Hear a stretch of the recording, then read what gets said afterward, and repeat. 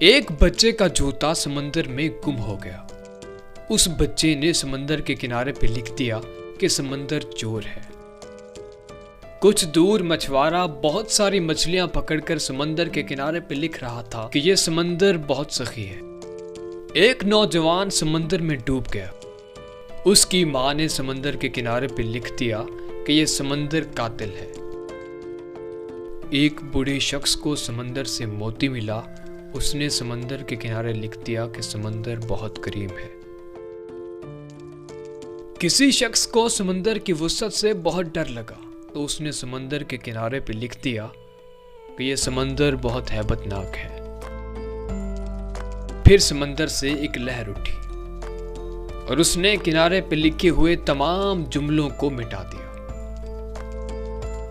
اگر آپ نے میرے پچھلے جملوں پہ غور کیا ہو تو آپ نے زندگی کا ایک بہت بڑا سبق سیکھا ہے۔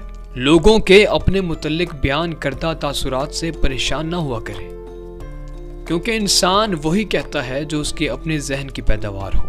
اس لیے لوگوں سے اپنے اخلاق کے مطابق پیش آئیں، نہ کہ ان کے اخلاق کے مطابق، کیونکہ تمہارے بعد تمہارے اخلاق کو ہی یاد رکھا جائے گا۔ یہ ممکن ہی نہیں کہ آپ دنیا میں ہوں اور حاسدین کے شر سے محفوظ ہوں۔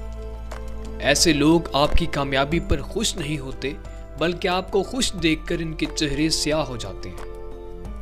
یہ پوری کوشش کریں گے کہ آپ کی کامیابی آپ کی شہرت پہ انگلی اٹھا سکے، آپ کی ذات پہ کیچڑ اچھال سکے۔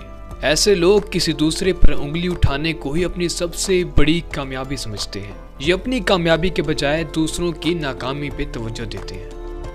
خندہ پیشانی کے ساتھ ان بیریئرز کو کراس کریں اور ان حاسدین کی حالت پہ ترس کھائیں، کیونکہ یہی ان کی سزا ہے۔ وہ عمر بھر جلتے ہی رہیں گے۔